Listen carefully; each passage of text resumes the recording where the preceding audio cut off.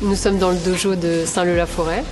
C'est ici que se passent les cours de judo de l'Association des arts martiaux de Saint-Leu. L'association a été créée par Alain Baraz en 1973. Donc c'est une association qui a aujourd'hui 47 ans. Excellent. Allez, on retourne et on prend niveau.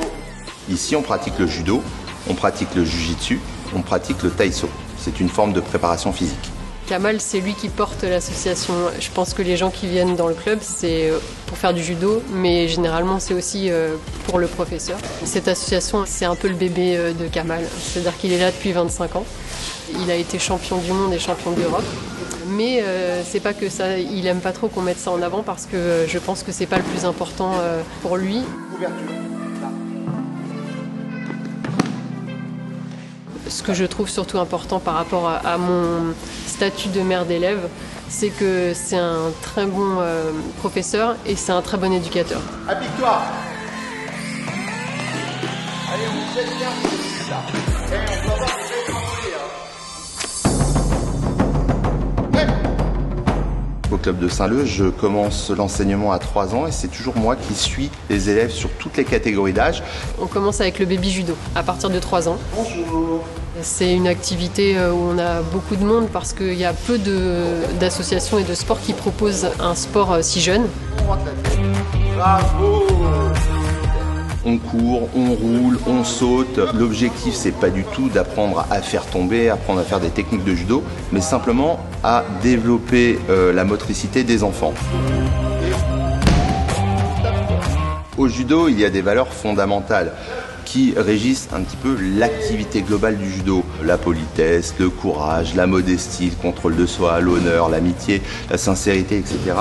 Ça permet d'avoir toujours ces valeurs-là au sein du club de judo et on enseigne autour de l'apprentissage des techniques le respect de l'autre.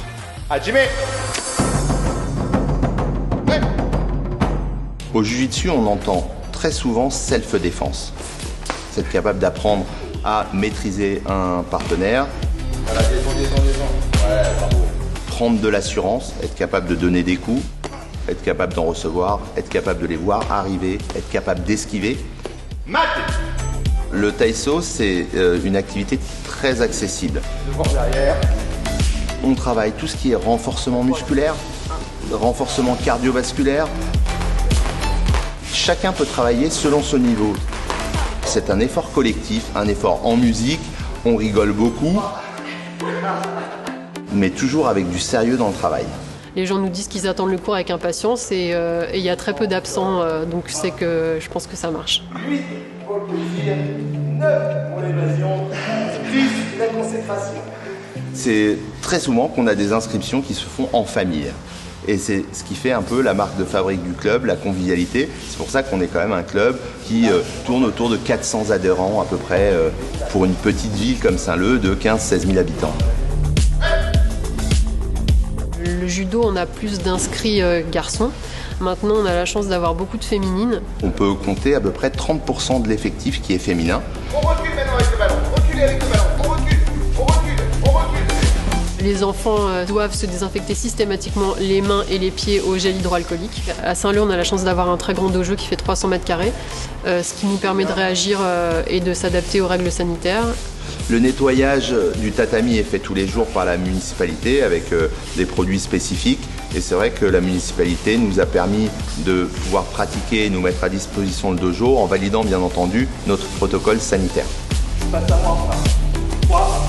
Des personnes qui se sentent bien et qui sont heureux et heureuses de faire la discipline, il y en a beaucoup, puisque au club, on a quand même énormément de licenciés qui, chaque année, pratiquent, renouvellent. Bravo.